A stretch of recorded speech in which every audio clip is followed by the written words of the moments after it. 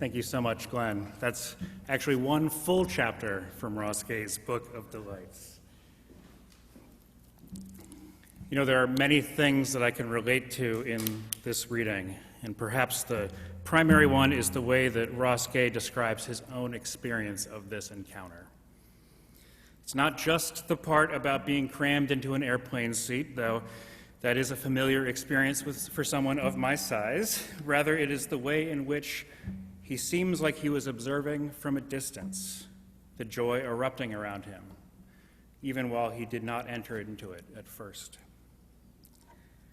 It isn't until the baby has run up and down the aisles several times and after the other passengers have become a choir of cooers that Ross puts down the engrossing book he was reading about something horrible and begins laughing out loud and babbling, having been convinced again of something deeply good in us. Now, it's not like Ross Gay was intentionally closed off to joy. In fact, this book, the Book of Delights, was his project to write an essay every day for a year about something delightful. And yet he still seems surprised by this joy, breaking through, interrupting his focus on something horrible with a reminder instead of something deeply good in us. I don't know about you, but I kind of feel like I've gotten lost in reading something horrible lately. You know, consider the news this week. The news coming out of public health officials warning us about the new strain of COVID. The news coming out of the U.S. Supreme Court suggesting that constitutionally protected reproductive freedoms may soon be overturned. The news coming out that the United States is the world's single largest source of plastic waste that is polluting our earth and our oceans. The news of yet another school shooting. It sure is easy to get lost in this kind of reading, isn't it? It's easy to feel like we can't look away. It's easy to feel overwhelmed. So I learned a new word recently, and you're going to hear me using it a lot this morning. The word is stuplimity. Stuplimity. Coined by cultural theorist, literary critic, and feminist scholar Dr. C.Ann Nagai, this word, stuplimity, means the combination of awe and boredom. It is the simultaneous experience of numbness and hyper-attentiveness, that feeling that it can occur when we feel overwhelmed by events in the news and crisis after crisis. Perhaps stuplimity is what I've felt when I've heard myself say that I'm shocked but not surprised by the latest crisis. This feeling, stuplimity, the whatever, the it's too big, I can't fix it, the urge to retreat into ourselves is a powerful force, and it serves the interests of systems of racism, exploitation, and greed. When we are stuplimified, when we are stuck in this place of numbness and hyper-attentiveness, the world, our lives, it all seems bleak, and the future can become, in our minds, desolate and without hope.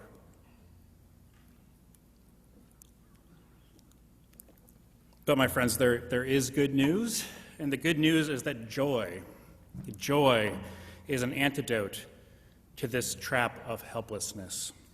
Joy can be the source of hope, an invitation into deeper relationship and connection, a foundation upon which we can build the future about which we dare to dream.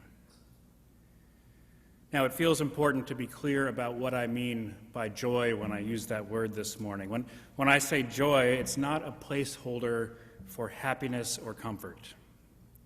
Now, don't get me wrong, happiness and comfort can be part of the experience of joy, but they can also be a coping strategy, an often necessary and totally appropriate coping strategy when we're feeling overwhelmed by the world. But while coping strategies can help us endure the status quo, they don't often invite us to change. I wonder, has anyone else, like me, felt an odd sense of comfort when lost in hyper-attentiveness to the latest crisis, to the Twitter feed, to the Facebook feed, to the New York Times? Joy, instead, in my mind, is a sense of being fully alive, a sensation that confirms both our inherent worth and dignity and our deep connection to others and to the spirit of life itself. Now, I know you've felt that. Perhaps it was during a peak experience in your life, an event, a celebration, or an accomplishment that you worked especially hard for. Or perhaps it was in the midst of creating something with and for other people, like singing in a choir, or perhaps building a mitten tree. Perhaps you have felt it or even are feeling it right now this morning in the midst of something slightly more mundane. Maybe you felt joy when you saw a dear friend's face for the first time in a while, perhaps when they offered a call to worship. Or maybe you felt it when you got here early and set up the video and audio equipment, or to prepare the sanctuary, or to check people in. These are tasks that you enjoy in part because it connects you to this beloved community. Or perhaps you felt it when you poured yourself a warm drink, fired up your computer, and logged into this service, finding deep connection, even across physical distance. Now, joy is an antidote to stupidity, to helplessness, because it can break into our lives, even in the midst of great anxiety and stress. And it can point us to something bigger, something deeper, something better. Like in the contagious laughter of the baby on Ross Gay's plane, it can pull us out of the strange comfort of reading these horrible things and help us reconnect to something deeply good within us. I think back to Saturday, March 15th, 2020. It was the first morning I woke up into COVID lockdown. We were beginning that first 2 weeks to flatten the curve. Remember? 2 weeks to flatten the curve. I was certainly stupefied by the news about this disease, by the crisis and travesties coming out of the White House at that time. And I was, for some reason, really focused on whether or not we had enough canned black beans. And yet the first thing I heard that morning when I woke was the sound of birds chirping outside of my window. Given the sudden lack of traffic on our street, I kept hearing the birds chirping throughout the morning and throughout the day. Eventually, their insistent chirping brought me out of my head and into my body, into the present. In the midst of panic, I felt connected to something so much larger than me, and it felt something like hope. And uncharacteristically, a poem emerged from me. And this is the haiku that spilled out. All you need is this. I am here. Be not afraid. Consider the birds. Now, some of you will recognize the biblical references in there, but they aren't the point. The point is that in the midst of fear, I felt an inbreaking of joy that pulled me out of my anxiety and into a deep sense of connection, perhaps even a sense of stability and possibility. And this feeling came not from my head, not from my attempts to solve or to make sense of what was happening around me, but from my body and from my heart, which had found resonance in the joyful and hopeful noise coming from beyond myself. And this is the truly powerful part of joy. Despite the fact that it is fleeting, despite the fact that sometimes it can be hard to find, it is always there. It is available to everyone, and it grows when it is shared. Now, regardless of what every advertisement wants to tell us, joy cannot be commodified or privatized. And joy is not a privilege. It is not something that we must earn or deserve or be born into. And joy is not something we should feel guilty about for having even while the world is still broken. Rather, it is an expression of something deep within us that recognizes the reality of the world and nevertheless persists in inviting us into hope and relationship and commitment to one another and to a better tomorrow. Joy, like light, burns all around us. As Unitarian Universalists, we light our chalice every time we gather. This morning, the Heldens shared their family's tradition of lighting the menorah during Hanukkah, and it has burned beautifully. This evening, the UU Christian Fellowship will light the candles of the Advent wreath, and in a couple of weeks, the wheel of the year will ignite a Yule log. Like the miracle of the Hanukkah menorah staying lit in the face of imperial oppression, joy resists injustice.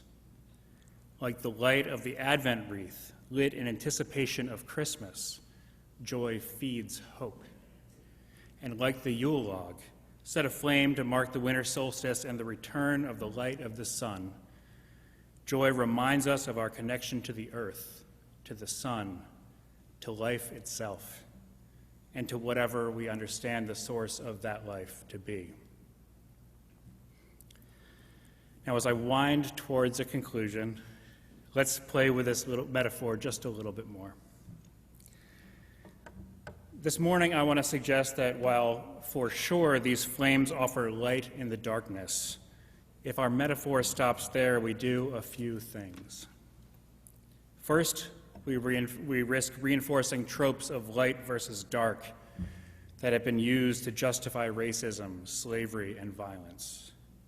Second, we risk tying awareness and comprehension to our senses, another trope that has been used to marginalize people with disabilities. And finally, when we emphasize light's illuminating power, I think we stay in the mindset of encountering the world as something other than us, something that must be made sense of or solved. So instead, let's consider these flames as a source of warmth, a source of heat, a source of inspiration. I'm looking around, and I'm sure there are some scientists in here and are going to understand what I'm about to say better than I do, and I look forward to you correcting me. But as I understand it, science tells us that there is no such thing as cold. There is merely the absence of heat. This means that the temperature changes only occur when heat is transferred from one object to another. In other words, ice doesn't add cold to my coffee, rather it removes and absorbs heat. Our refrigerators and freezers don't pump cold in, rather they pump heat out. I know this might sound wild, but please trust me, or at least suspend your disbelief until you can consult one of our beloved scientists. So how does this relate to our flaming chalice, the menorah candles, the Advent candles, the Yule logs, or joy? We're getting there, I promise. When heat is applied, it impacts the speed of the molecules in an object. The molecules in the object being heated start to speed up, bouncing off one another faster as they take on more energy. Meanwhile, an object being cooled, or from which heat is being removed, molecules start to slow down, bumping into each other less as they lose energy. And so this morning, I hope you will imagine joy to be a form of warmth, a source of heat, a power that can build energy and creativity in the face of a world and systems that try to sap the energy and creativity and resilience from us. A power that encourages interaction and encounter, even though we have been sublimified into feeling isolated and alone. And most importantly, a power that can be transferred and magnified, whether from a burning source of light, or a baby running up and down the aisle of a plane, or birds chirping, or coming here together in this beloved community. And so, beloveds, my prayer for us today and for this holiday season is that we stay open to joy, that we allow it to warm our hearts, and that we pass it along to one another. May this joy, this radiant joy, remind us of our inherent worth and dignity, our deep interconnection to one another, and the hope and the possibility of a better day to come. May it be so, and amen.